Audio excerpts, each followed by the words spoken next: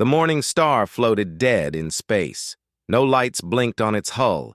No engines hummed with power. The cargo ship drifted like a piece of trash in the endless dark between stars. Inside the ship, emergency lights cast red shadows across the walls. The ion storm had hit 3 days ago. Lightning made of pure energy had ripped through the vessel, frying circuits and melting wires. The main engines were dead. Life support ran on backup power that wouldn't last much longer. In the medical bay, Tae-hyun lay unconscious on a bed. Burns covered his arms where he'd tried to manually close the engine shields during the storm. His chest rose and fell slowly. Machines beeped around him, monitoring his vital signs. The automatic medical system had pumped him full of drugs to keep him stable, but he needed real treatment soon. In the cargo hold, hidden behind crates of medical supplies, a small girl sat with her knees pulled to her chest. Ji-woo was 12 years old, small even for a human child. Her dark hair hung in messy strands around her face. She hadn't slept properly in 3 days. Every time she closed her eyes, she saw the storm again. She saw her father screaming as electricity burned his skin. She saw him fall. The emergency beacon had been transmitting since the storm ended. Help would come eventually. Ji-woo knew that. But space was huge, and they were far from any major colony. It might take weeks for someone to reach them. She heard something then. A sound that made her blood turn cold. Metal scraping against metal. Something was docking with their ship. Ji-woo crawled deeper into her hiding spot. She pulled a tarp over herself and held her breath. Maybe it was rescue. Maybe someone had heard their beacon, but her father had taught her to be careful. In space, not everyone who finds you wants to help you, he'd said once. The airlock hissed open. Heavy footsteps echoed through the corridor. Not the quick steps of humans. These were slower, heavier, more powerful. 10 figures entered the morning star. They were tall, impossibly tall. Each one stood nearly 8 feet high. Their bodies were thick with muscle, covered in armor that gleamed in the red emergency lights. They moved with the confidence of predators who had never met anything that could challenge them. Hai-ri led the group. She was the tallest, with scars crossing her face that spoke of countless battles. She carried a plasma rifle casually in one hand. Behind her came 9 more warriors, all female, all deadly. Their names were Yuna, Mi-sun, Bo-ra, Yoonji, Da-hye, Su-min, Hyo-jin, Aecha, and Kyung-mi. They were huntresses of the Velkara Empire, elite soldiers trained from birth to fight and kill. "Scan complete," Yuna said, checking a device on her wrist. "1 life sign in medical bay, 1 in the cargo hold." "Humans," Hai-ri said with disgust. "Weak creatures. Their ship is garbage. Look at these walls, so thin. 1 good hit and the whole thing would tear apart." Mi-sun laughed. "How do they even survive in these death traps? Our children have better ships for playing." The huntresses spread through the vessel. They examined everything with curious, mocking eyes. The equipment was primitive compared to their technology. The weapons locker held only basic plasma pistols, the kind that couldn't even scratch Velkara armor. The computer systems were slow and outdated. Bo-ra found the engine room first. She whistled low. "No shields at all. Just basic magnetic deflectors. These humans are insane." "They're fragile," Yoonji said. "Fragile and stupid. Look at this hull. It's barely reinforced. They live in ships made of paper." Hai-ri led 4 of her warriors to the medical bay. The door opened with a soft hiss. Inside, Tae-hyun lay motionless. The machines around him beeped steadily. The huntresses stared at him. He was so small. Even lying down, they could see he barely measured 6 feet. His body looked thin compared to their massive frames. His skin was pale, showing burn marks and bruises. "This is what passes for a ship captain among humans?" Hyo-jin asked. "He looks like he'd break if I breathed on him too hard." Aecha checked the medical readouts. "His bones are light. Muscle density is weak. Body temperature is barely stable. How does this species survive? They don't, Hyrie said coldly. That's why we find so many of their ships drifting. They're too weak for space, too fragile for real life. Kyung-mi reached out and poked Tae-hyun's shoulder with one clawed finger. He didn't even twitch. Should we wake him? Not yet, Hyrie decided. Let him sleep. When he wakes, he'll tell us where he was going. Maybe his cargo is worth something. Secure him. Make sure he can't run when the drugs wear off. Two huntresses strapped metal bands around Tae-hyun's wrists and ankles.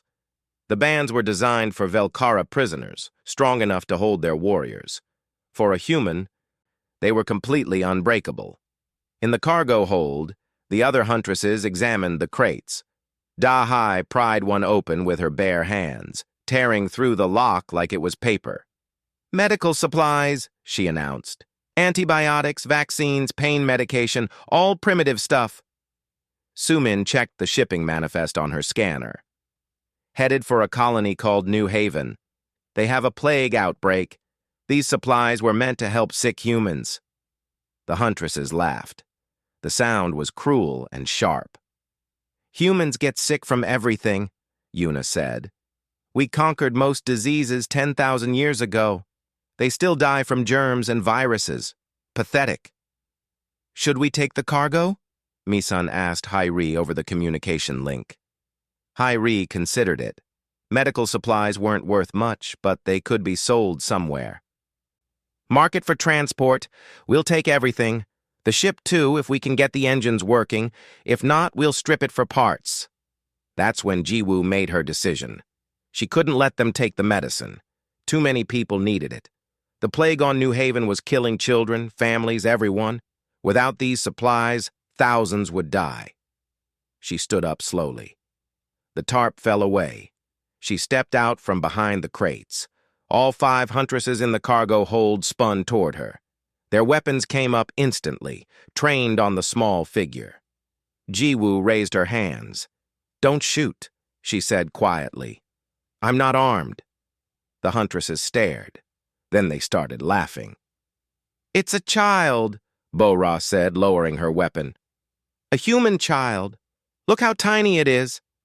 Yoonji walked closer, looking down at Jiwoo with amused eyes. The huntress was more than twice the girl's height. One of her arms was thicker than Jiwoo's whole body. What's your name, little human? Yoonji asked mockingly. Jiwoo, the girl said. Her voice was steady, but her hands shook slightly. Well, Jiwoo, you should have stayed hidden, Yoonji said. She reached out to grab the girl's arm. Jiwoo stepped back. Her eyes were wide, but not with fear, with warning. Don't wake him, Jiwoo said suddenly. Please, don't wake my father. The huntresses paused. Then they laughed even harder. Your father? Da-hai said. That broken thing in medical bay? What's he going to do, bleed on us? You don't understand, Jiwoo said. Her voice was urgent now. Just take what you want. Take the ship. Take everything. But don't wake him. Please. Your bones are too fragile. Silence fell over the cargo hold.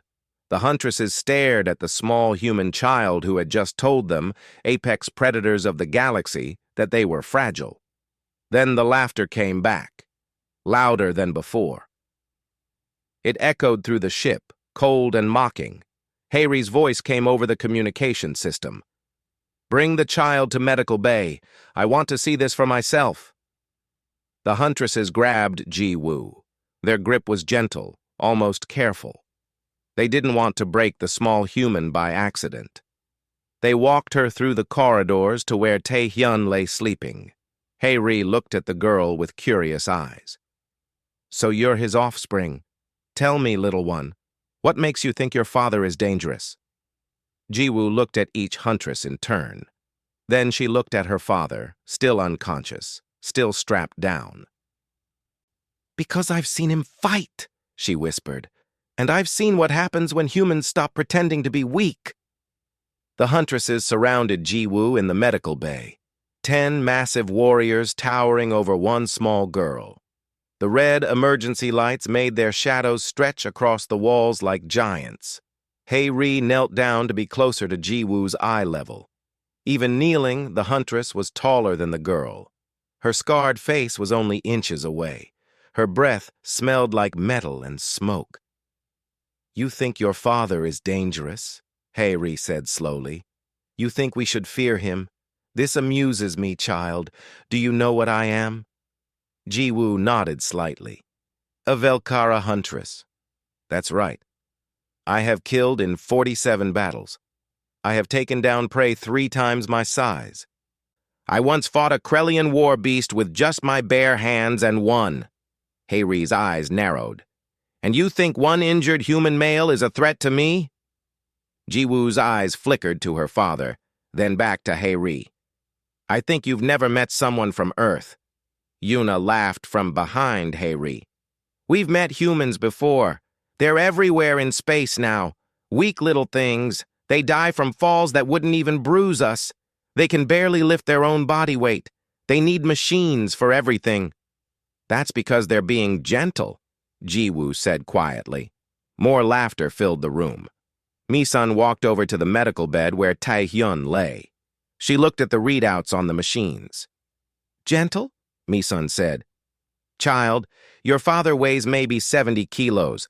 I weigh 140. My bones are twice as dense as his. My muscles are reinforced with compounds that make them nearly unbreakable. When I punch, I can shatter stone." She demonstrated by striking the wall next to Tae-hyun's bed. The metal dented inward with a sharp bang. The whole bed shook. Tae-hyun didn't wake. The drugs kept him deep under. Bo-Ra joined them.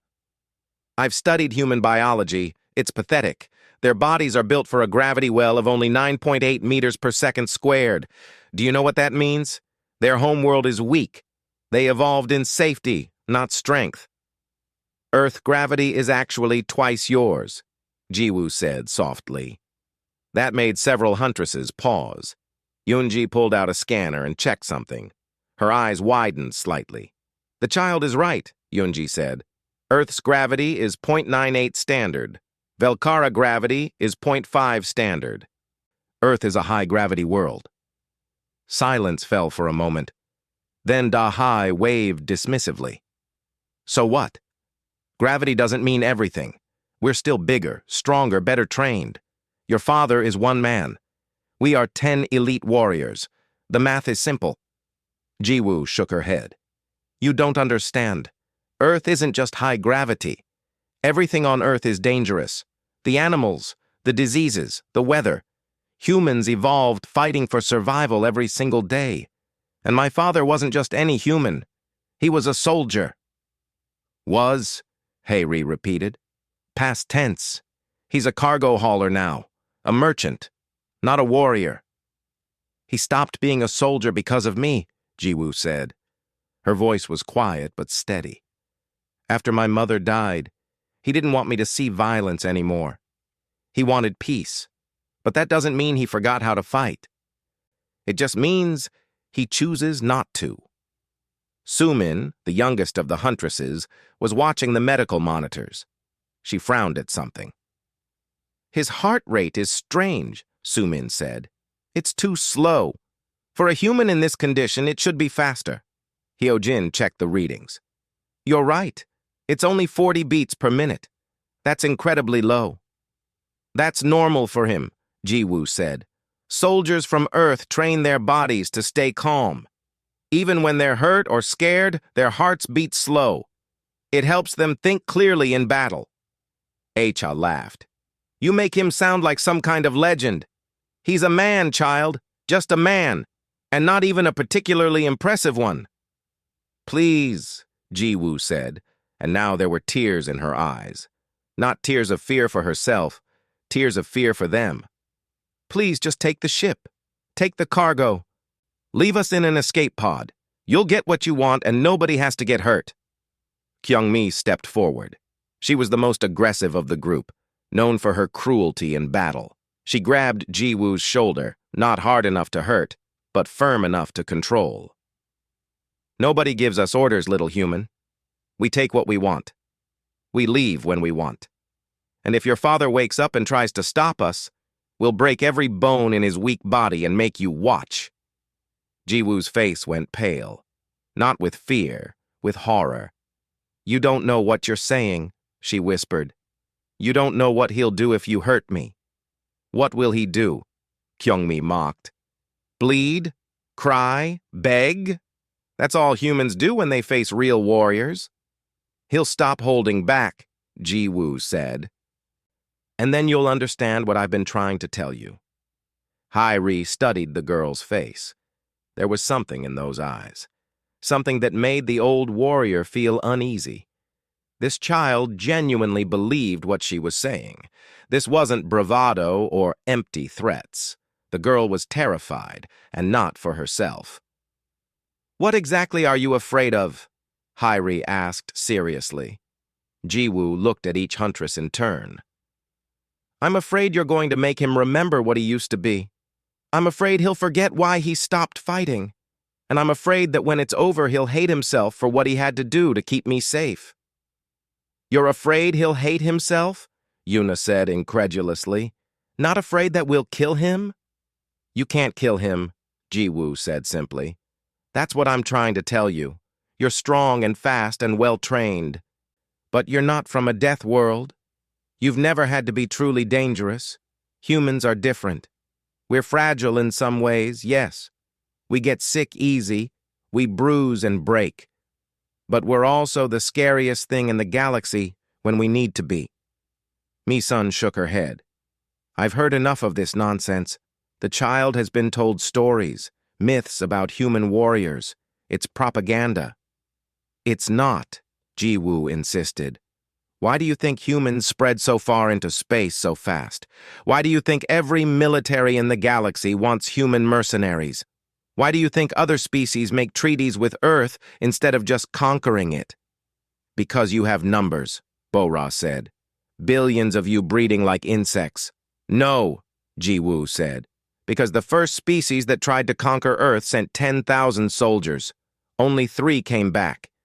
And those 3 spent the rest of their lives in psychiatric care, too traumatized to speak about what they'd seen." The Huntresses were silent now. Even the mocking had stopped. They were listening. "Humans fight different," Jiwoo continued. "Other species fight for honor, for glory, for territory. Humans fight to make threats stop existing. We don't do battle for sport. We do it to survive. And we've been doing it for millions of years." Yoonji pulled up data on her scanner. "There are reports about human combat effectiveness. Most species classify humans as Category 4 threats. That's the same as the Krellian war beasts." "But those reports say humans are only dangerous in groups," Dahai argued. "Alone, they're weak." Jiwoo shook her head. "The reports are wrong. Humans are dangerous in groups because we cooperate. But we're dangerous alone because we adapt. One human can change tactics, use the environment, think creatively. My father told me once that the most dangerous human is the one who has something to protect, because that human won't follow any rules, won't show any mercy, will do absolutely anything to keep what they love safe." Hairi looked at Tae-hyun sleeping on the bed. He looked so harmless, so weak. Burns covered his arms. Bruises darkened his skin. The restraints around his wrists and ankles looked far too strong for him to ever break. But something nagged at Hairi's instincts, something the child had said, about bones being fragile. "Why did you say our bones are too fragile?" Hairi asked. Jiwoo looked down at her feet. "Because humans evolved in twice your gravity. Our bones are denser. Our muscles are compressed tighter. Everything about us is built to handle more pressure, more stress. When humans visit low-gravity worlds, we feel like we're flying. Everything is so easy to move, so easy to break." "You're saying your father is stronger than us?" Kyungmi said with disbelief. "I'm saying he doesn't look strong because he's always holding back. Every human is. We have to. If we used our full strength all the time in low gravity, we'd hurt people by accident. We'd break things we didn't mean to. So we learn control from childhood. We learn to be gentle. HFY's expression had changed. She looked troubled now. But if he stops holding back? Jiwoo met her eyes. Then you'll learn why humans are classified as Death World predators. The medical bay fell silent. Only the beeping of machines filled the air. Tae-hyun slept on, unaware of the conversation happening around him. Hairi made a decision. We'll take the cargo and the ship, but we'll be careful with the human. No unnecessary violence. We'll wake him when we're ready to leave, ask him a few questions, then drop him and the child on the nearest station. It was a compromise. A moment of caution from an instinct the old warrior had learned to trust over decades of survival. But Kyung-mi had other ideas. She stepped toward the medical bed with a cruel smile. I want to see for myself, she said. I want to see this supposedly dangerous human. Kyung-mi, stand down, Hairi ordered. But Kyung-mi was already reaching for Tae-hyun's face, her clawed hand raised to slap him awake. Jiwoo screamed, "No, don't!" The hand fell. The slap echoed through the medical bay, and Tae-hyun's eyes opened. Tae-hyun's eyes opened slowly, not the confused, groggy awakening of someone pulled from drugged sleep. His eyes opened clear and focused, tracking across the room in less than a second. 10 hostiles. Velkara Huntresses by the armor design, armed with plasma rifles and shock weapons. His daughter standing near the back wall, tears on her face but physically unharmed. Ship still in one piece. Medical bay, still on the Morning Star. All of this processed in the time it took Kyung-mi to pull her hand back from the slap. Good morning, human, Kyung-mi said with a mocking smile. We've taken your ship. Your cargo belongs to the Velkara Empire now. Tae-hyun's eyes moved to her face. His expression was calm. Too calm. He looked at her the way someone might look at a bug they were deciding whether to step on or walk around. Did you hurt my daughter? His voice was quiet and level. No anger, no fear. Just a question. Hairi stepped forward, trying to reassert control. The child is unharmed. We have no interest in killing children. Tae-hyun's eyes shifted to Hairi. He studied her for a moment, reading her body language, her scars, the way she held her weapon. Veteran warrior, experienced, possibly reasonable. Then we have no problem, Tae-hyun said. Take the ship.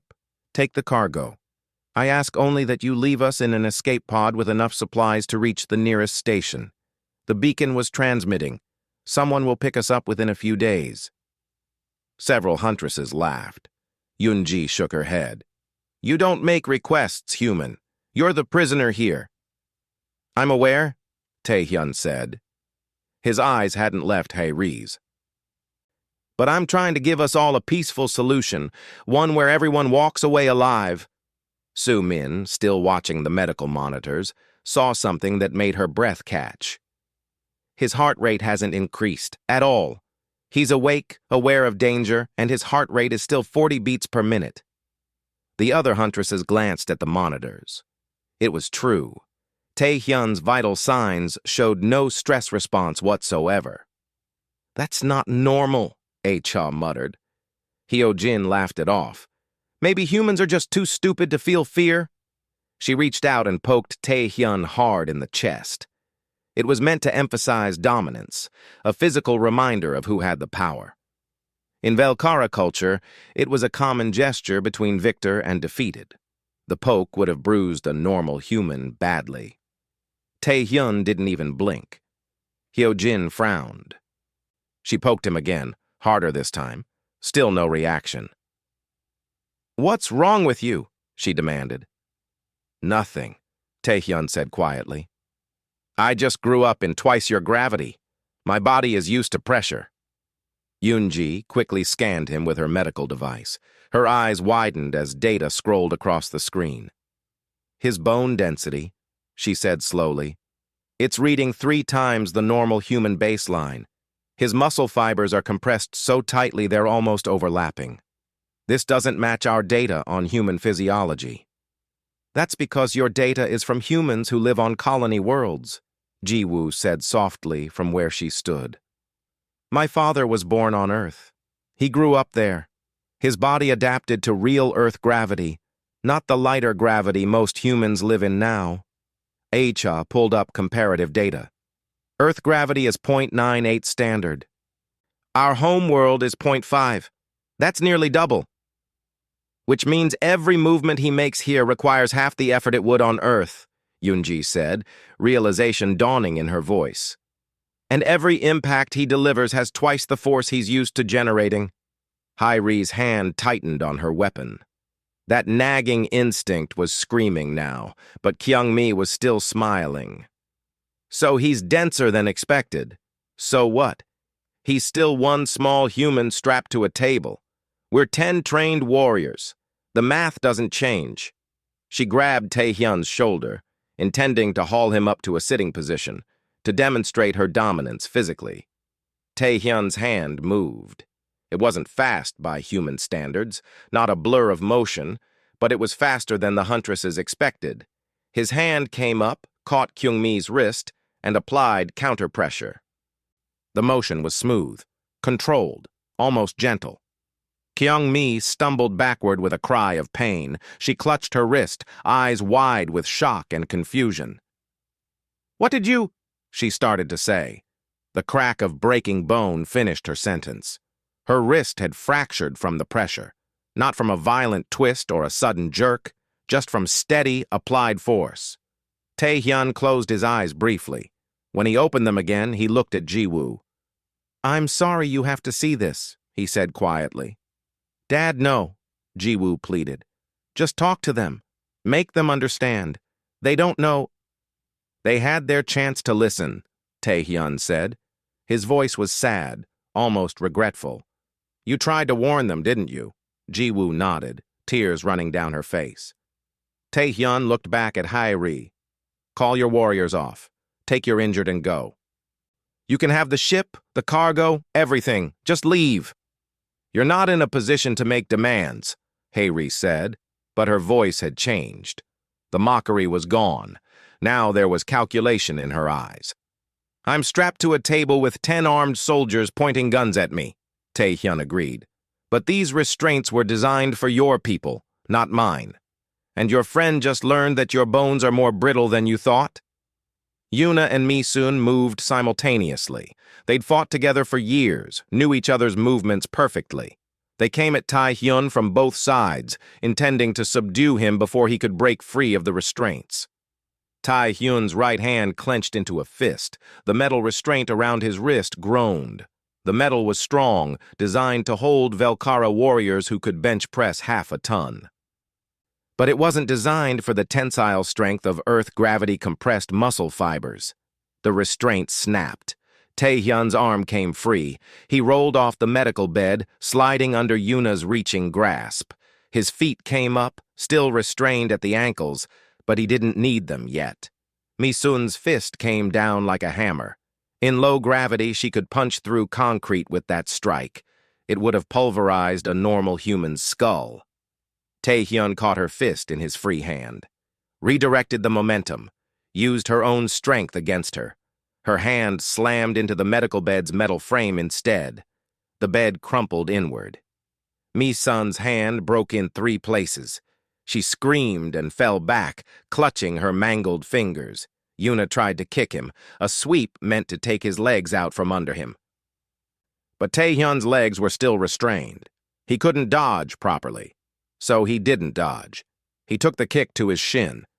Yuna's foot connected with bone density 3 times normal human baseline. The impact traveled up her leg. Her shin fractured from the recoil. She collapsed, gasping in pain and shock. 2 Huntresses down in less than 5 seconds.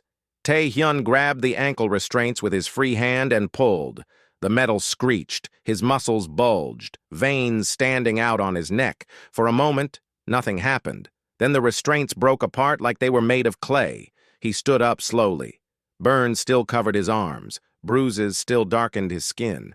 He looked tired and hurt and small compared to the 8 remaining Huntresses. But he also looked dangerous in a way they were only beginning to understand. Last chance, Taehyun said. Leave now. Take your wounded. I won't follow. Bo-Ra and Yoon-ji looked at each other, then at Hai-Ri. The commander's face was calculating, weighing options. But Da-hye and Su-min had already raised their shock weapons. They fired simultaneously. Blue electricity arced across the medical bay, enough voltage to drop a Velkara warrior instantly, enough to paralyze most species for hours. The electricity hit Taehyun in the chest and back. His body jerked, his teeth clenched. But he didn't fall. He took a step forward, then another, walking through the electric current like it was rain. Earth humans evolved with electric eels in our oceans, he said through gritted teeth, creatures that could generate 600 volts. We learned to handle electricity the same way we learned to handle everything else that tried to kill us. We adapted. He reached Da-Hai first. She was still holding down the trigger on her shock weapon, eyes wide with disbelief. Taehyun's hand moved in a precise strike. He hit her elbow at exactly the right angle. The joint dislocated with a pop. The weapon fell from her nerveless fingers. Su-min tried to run. She was the youngest, the least experienced. She'd seen enough.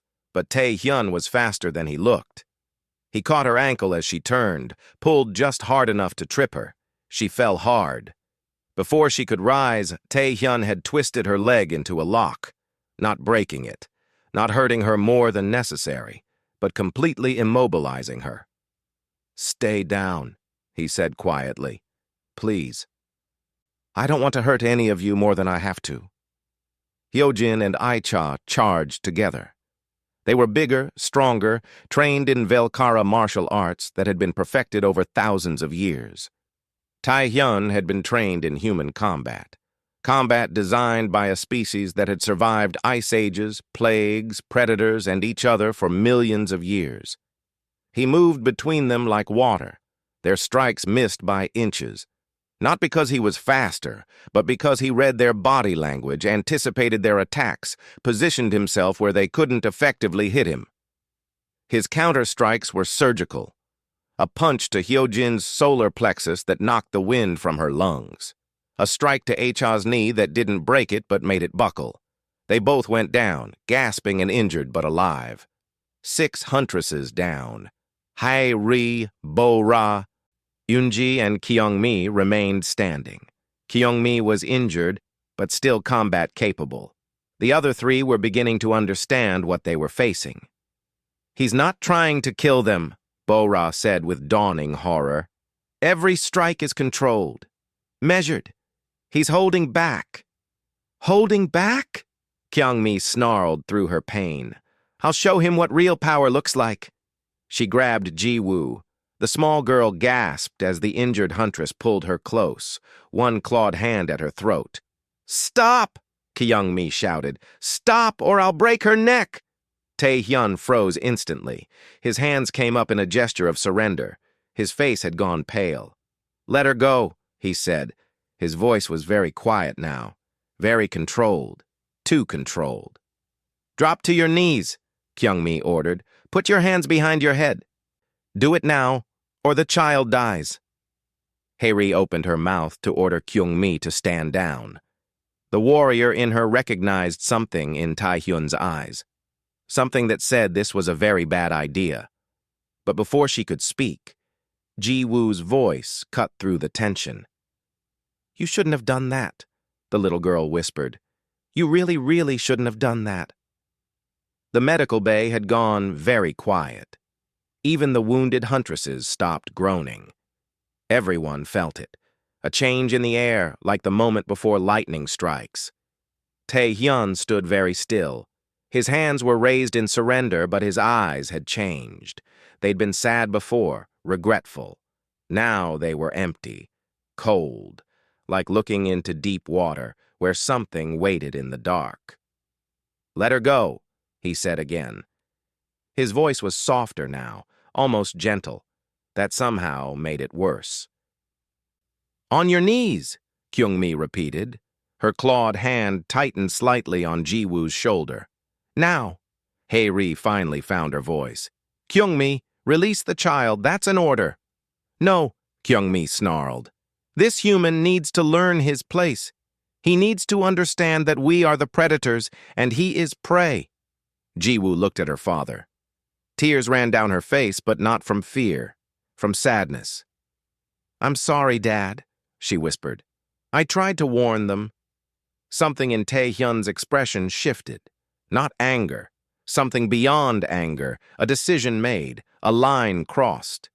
Close your eyes, Ji-woo, he said quietly. Dad, close them. Please, don't watch this. Ji-woo closed her eyes tight. Tears squeezed out from beneath her lids. Tae-hyun moved. He didn't move like he had before, controlled and measured. This was different. This was movement honed by years of military training, practiced until it became instinct, faster than thought. He crossed the distance between himself and Kyung-mi in less than a second. The injured huntress tried to react, tried to make good on her threat. But her nervous system couldn't process what was happening fast enough. Tae-hyun's hand shot out, grabbed Kyung-mi's wrist, the uninjured one, and applied pressure to a specific nerve cluster. Her hand spasmed open involuntarily. Ji-woo dropped free. Run to the corner, Tae-hyun said. His voice was steady, almost mechanical. Cover your ears. Don't look. Ji-woo ran. Kyung-mi tried to strike Tae-hyun with her other hand, the one with the broken wrist. Pain and rage made her sloppy. Tae-hyun caught that arm too, twisted. The leverage was perfect, anatomically precise. Kyung-mi's shoulder dislocated with a wet pop. She screamed. Tae-hyun swept her legs out. She fell hard on her back. Before she could recover, he had her in a lock, one knee on her chest, both her arms immobilized. You threatened my daughter, he said quietly. That was a mistake. He applied pressure. Kyung-mi's other shoulder dislocated. Both her legs were twisted into locks that would snap bone if she struggled. She was completely helpless, in agonizing pain, but still alive. Tae-hyun stood up and looked at Hae-ri. Your turn to choose. Leave now, or this continues. Hae-ri made a decision. The wrong one. She'd spent her entire life as a warrior, never backing down, never showing weakness. Pride overruled instinct. Attack pattern Delta, she ordered. All together. Bring him down. Bora and Eunji moved simultaneously with Hae-ri. 3 warriors attacking in a coordinated pattern designed to overwhelm a single target. It should have worked. The math said it should work. But math didn't account for what humans could do when they stopped holding back. Tae-hyun dropped low as they converged. Bora's punch whistled over his head. He drove his fist into her knee, not holding back this time. The joint bent backward with a crack. She fell, screaming. Yoonji came from the side with a kick meant to break ribs. Tae-hyun shifted, took the impact on his forearm. His arm bruised badly, possibly fractured, but he used the momentum to spin into her guard. His elbow came up under her chin. The impact lifted Yoonji off her feet. She crashed down hard, jaw broken, consciousness flickering. Hae-ri was the most experienced. She'd been fighting longer than Tae-hyun had been alive. She came in low and fast, using technique refined over decades. She almost succeeded. Her fist connected with Tae-hyun's chest. The impact would have shattered a normal human's sternum. Tae-hyun grunted in pain, stumbled back.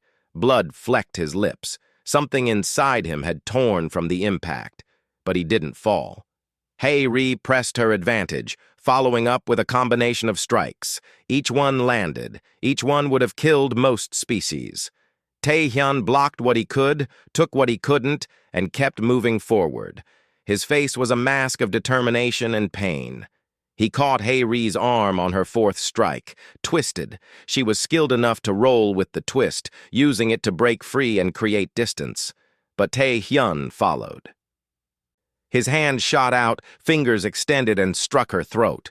Not hard enough to crush her windpipe, just hard enough to make breathing difficult. Hae-ri gasped, fell back. Tae-hyun's foot swept out, caught her ankle, and she went down.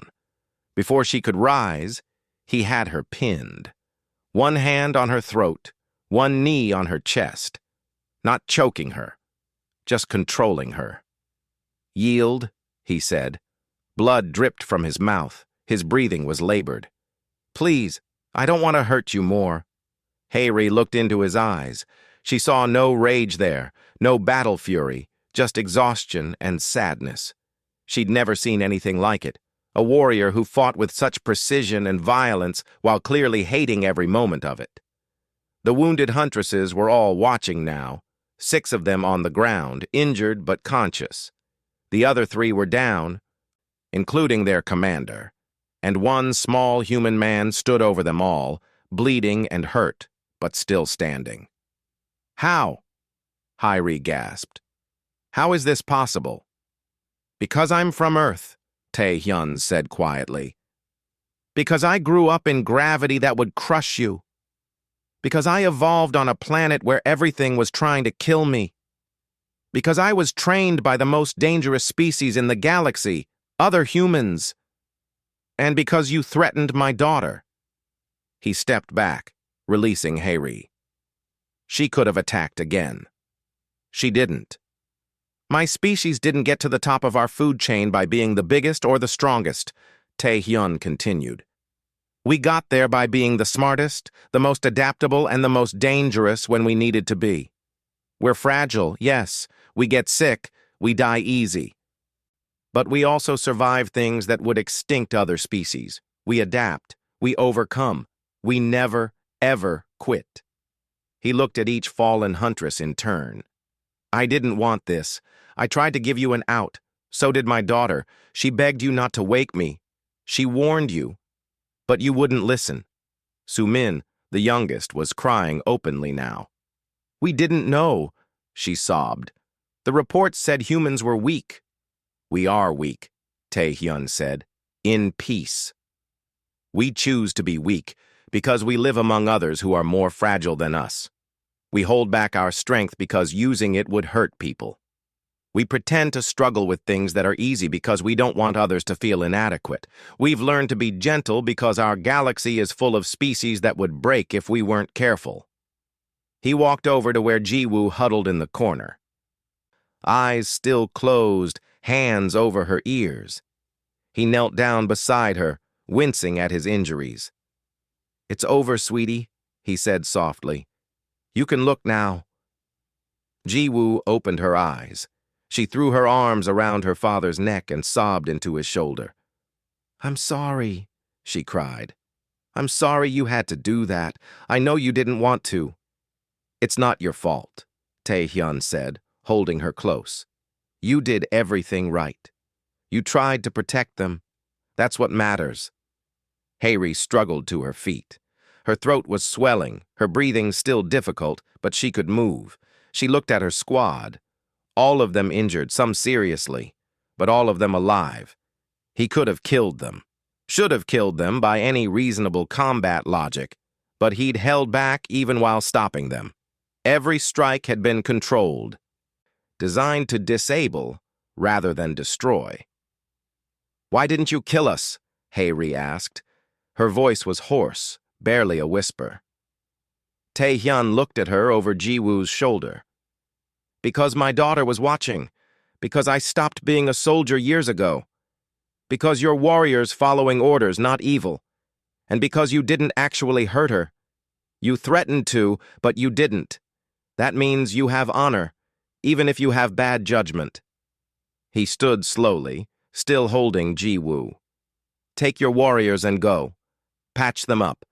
Take the cargo if you still want it, though I'm asking you not to. Those medical supplies are for a plague outbreak. People are dying. Children are dying." Hayri looked at the crates of medicine visible through the doorway to the cargo hold. She thought about what she'd just witnessed. Thought about the mercy this human had shown when he had every right to show none. "We'll leave the medicine," she said quietly. "We'll take nothing from this ship." She activated her communication device. "This is Commander Hayri to Talon of Victory. We need medical extraction immediately. All squad members wounded. No, we were not attacked by another ship. We were taught a lesson. The other Huntresses began helping each other to their feet, moving slowly, painfully. They looked at Tae-hyun with new eyes now, not with mockery or confidence, with respect and fear. Yuna paused as she helped Mi-sun limp toward the airlock. What you said about humans holding back, is that true? All humans? Most of us, Tae-hyun said. We have to live in your galaxy too. If we used our full strength all the time, we'd be monsters. So we learn control from childhood. We learn to be gentle. We learn to help instead of hurt. But that doesn't mean we can't fight when we need to. I'll remember that, Yuna said quietly.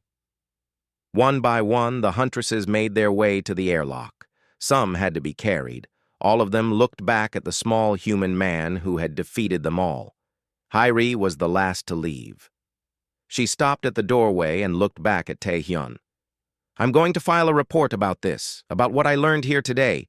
Other Velkara need to know the truth about humans. That we're dangerous? Tae-hyun asked. That you're people, Hairi said. People who choose peace even when you could choose violence. That's more impressive than any victory in battle. She left. The airlock closed behind her with a hiss. Tae-hyun sank down to the floor, still holding Ji-woo. Pain washed over him now that the adrenaline was fading, ribs definitely broken. Internal bleeding probably, burns still covering his arms, new bruises on top of old ones. But his daughter was safe. That was all that mattered. Are you okay, Dad? Ji-woo asked, pulling back to look at his face. I will be, he said with a tired smile. The emergency beacon is still transmitting. Help will come soon. I was so scared, Ji-woo whispered. So was I, Tae-hyun admitted. Being strong doesn't mean you're not scared. It means you do what you have to do, even when you're terrified. They sat together on the floor of the medical bay, holding each other, waiting for rescue. Above them, the morning star drifted in space, battered but intact. And in the cargo hold, crates of medicine waited to save lives on a distant colony. The Huntress's ship departed, carrying wounded warriors and a story that would change how the Velkara viewed humanity forever. 3 hours passed. Tae-hyun and Ji-woo sat together in the medical bay. He'd managed to inject himself with pain medication and wound sealant from the emergency supplies. It wouldn't heal his broken ribs or stop the internal bleeding completely, but it would keep him alive until help arrived. Ji-woo had fallen asleep against his shoulder, exhausted from fear and stress. Tae-hyun held her carefully, ignoring his own pain. He stared at the wall, thinking about what had happened.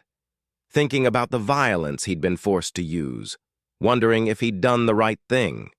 He'd left military service 5 years ago. After his wife died, he'd promised himself he would never fight again. He would be a peaceful man, a good father, someone Ji-woo could be proud of. But the galaxy had other plans. The communication system crackled to life. A voice came through, speaking in Velkara. Human vessel. Morning Star. This is the Talon of Victory. Commander Hairi requests permission to open a channel. Tae-hyun carefully shifted Ji-woo so she could keep sleeping, then moved to the communication console. He pressed the accept button. This is Tae-hyun. What do you want? Hairi's face appeared on the screen. She was in a medical bay on her own ship. Bandages covered her throat where he'd struck her. Her expression was serious but no longer hostile. I wanted to speak with you before we departed this sector, she said. To apologize. Tae-hyun blinked in surprise. Apologize. My warriors and I boarded your vessel with hostile intent. We intended to take your cargo and possibly enslave you and your daughter. We acted without honor. We assumed you were weak because of your appearance and your species. We were wrong. I am sorry. Tae-hyun studied her face for a moment. The apology seemed genuine. Thank you, he said quietly. I accept your apology. And I'm sorry I had to hurt your warriors. I didn't want to. I know, Hairi said. That was clear from how you fought. Every strike was controlled, measured. You could have killed us all easily, but you chose not to. That speaks to your character." She paused, then continued. "I have a question if you'll answer it. Why did you leave your military? A warrior with your skills could command high ranks, high pay, respect." Tae-hyun glanced at Ji-woo, still sleeping peacefully. "Because I saw too much death. Because I did too many things I wasn't proud of. Because when my wife died and I was left alone with my daughter, I realized I didn't want her to grow up with a father who only knew violence. I wanted to be better. For her." "That's a noble reason," Hyri said. "But the galaxy is dangerous. You can't always avoid violence." "I know," Tae-hyun said with a sad smile. "Today proved that. But I can choose to be peaceful whenever possible. I can choose to give others chances to back down. I can choose to only fight when there's absolutely no other option." Hyri nodded slowly. "You are wiser than many warriors twice your age. I will share what I learned here with my people. Perhaps it will save lives. Both yours and ours." "I hope so," Tae-hyun said. "The galaxy is big enough for all of us. We don't need to be enemies." "Agreed." Hyri straightened slightly. "Your emergency beacon was answered. A Free Colony's rescue ship will arrive in 90 minutes. They'll repair your engines and escort you to New Haven Colony. Your medical supplies will reach the people who need them." "How do you know that?" "Because I spoke with the rescue ship commander. I explained what happened here. I made sure they understood you were a priority." Hyri's expression softened. "It's the least I could do." "Thank you," Tae-hyun said sincerely. "That means a lot." "One more thing," Hyri added. "My report to Velkara High Command will include a full account of this encounter. I'm recommending immediate reclassification of human threat assessment." "Your species has been underestimated. That ends now." After Hyri's transmission ended, Tae-hyun sat quietly with Ji-woo. She woke up slowly, blinking in the red emergency lights. "Is it over?" she asked sleepily.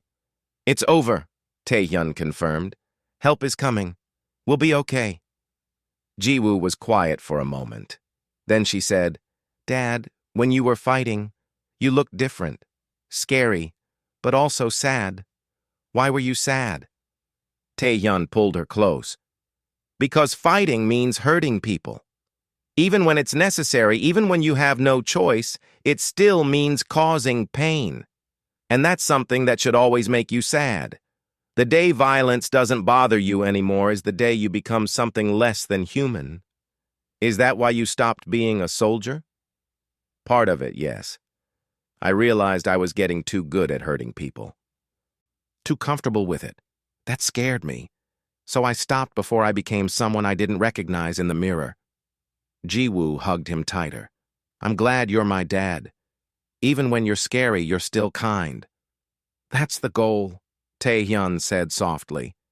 "To be strong enough to protect you, but kind enough that you never have to be afraid of me." 90 minutes later, exactly as Hyri had promised, the rescue ship arrived. The Stellar Dawn was a mid-size Free Colonies vessel designed for emergency response. They docked with the Morning Star and immediately sent over medical personnel and engineers. A doctor named Han Sol examined Tae-hyun's injuries with wide eyes. "You have 3 broken ribs, internal bleeding, severe bruising, and your right forearm has a hairline fracture," Han Sol said. "How are you still conscious?" "Practice," Tae-hyun said with a weak smile. "Earth gravity builds tolerance for pain." "I've heard stories about Earth humans," Han Sol said while working, "but I always thought they were exaggerated. Now I'm not so sure." While Tae-hyun was being treated, Ji-woo told the rescue crew what had happened. One of them, a young woman named Jae-hee, listened with growing amazement. 10 Velkara Huntresses? And your father fought them all?" "He didn't want to," Ji-woo said quietly. "I tried to warn them, but they wouldn't listen. Jae-hee looked at the small girl with new respect. You were very brave, trying to protect warriors who were threatening your father. I wasn't trying to protect him, Ji-woo corrected. I was trying to protect them. Meanwhile, deep in Velkara space, Haeri's ship returned to their home station. The wounded Huntresses were taken to medical facilities for treatment. All of them would recover fully within weeks. Velkara physiology was resilient, but the psychological impact would last longer. Haeri stood before a council of Velkara commanders, presenting her report. Holographic displays showed medical scans of the Huntresses' injuries. Combat footage from their armor cameras showed the fight in brutal detail. The council watched in silence. When the footage ended, the room erupted in discussion. This cannot be accurate, one commander said.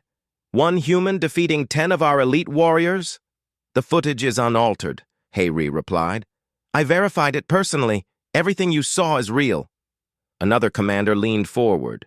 You said he was holding back. Explain. Haeri pulled up data analysis. Every strike he made was measured. He targeted joints, nerve clusters, and specific weak points. He could have killed with each blow, but chose to disable instead. Our medical staff confirmed that his force application was precise enough to break bones without rupturing organs or severing arteries. That level of control requires enormous skill and restraint. Why would he show such restraint? A third commander asked. Because his daughter was watching, Haeri said simply. Because he's not a soldier anymore. Because we're warriors, not criminals. And because that's what humans do. They choose mercy when they can. The council fell silent again. Finally, the eldest commander spoke. What are you recommending? Haeri straightened. Complete reassessment of human capabilities. Diplomatic rather than military engagement. And most importantly, we need to understand that humans are not weak. They appear weak because they choose to be, because they live in a galaxy full of species more fragile than themselves. But when pushed, when their families are threatened, they become the most dangerous predators in known space. You're suggesting we fear them?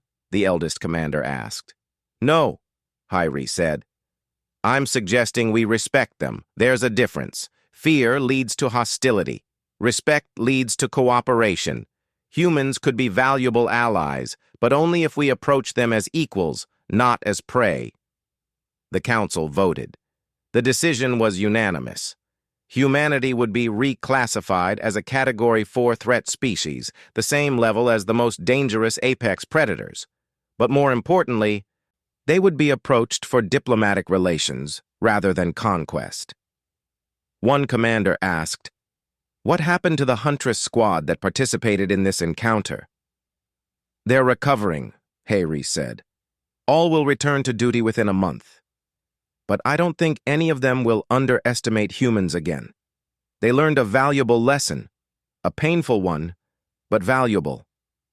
And what about you, Commander? What did you learn? Haeri thought carefully before answering.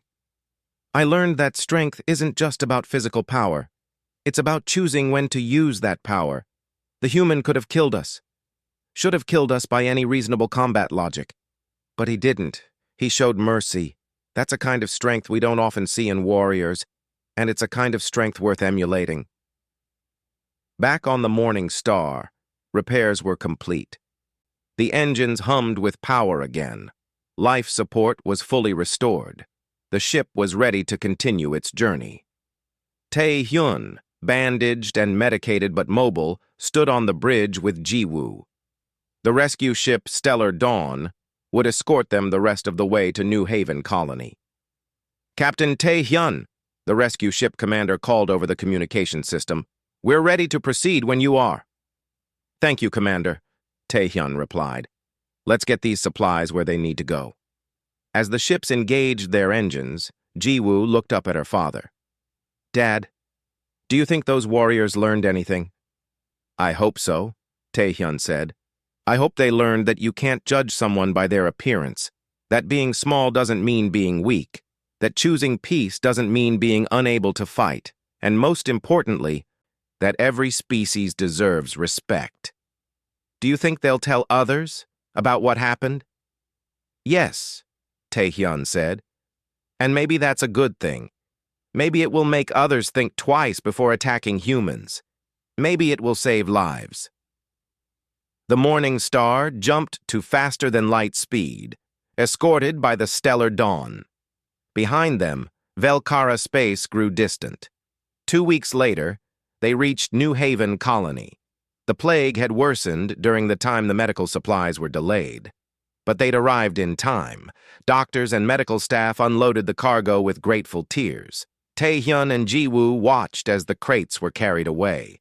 They'd been through hell to deliver those supplies. But seeing the relief on the colonists' faces made it worth it.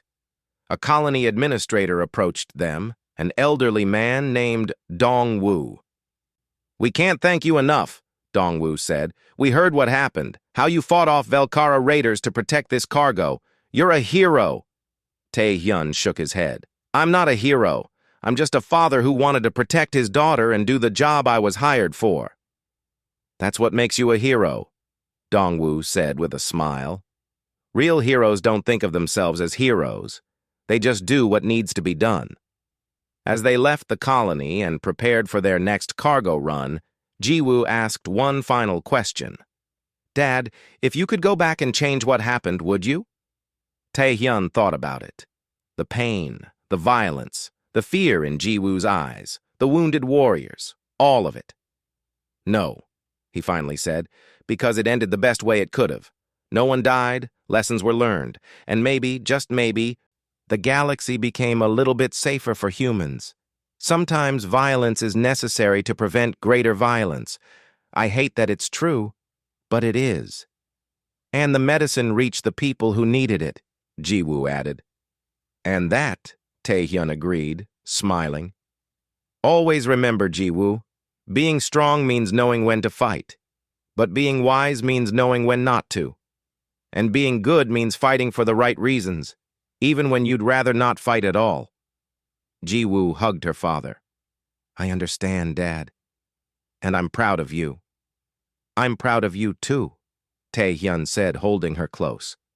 "You tried to protect those warriors even when they were threatening us. That took real courage, real compassion. Never lose that." The Morning Star sailed into the black, carrying father and daughter toward their next destination. Behind them, word of their encounter spread through the galaxy. The story of 10 huntresses who learned that humans were more than they seemed. The story of a father who fought with precision and mercy. The story of a girl who tried to warn warriors that some threats are hidden beneath gentle surfaces. And in Velkara space, in training academies and military installations, instructors began teaching a new lesson. About respecting all species. About not judging strength by appearance. About understanding that the most dangerous opponents are often those who choose not to fight.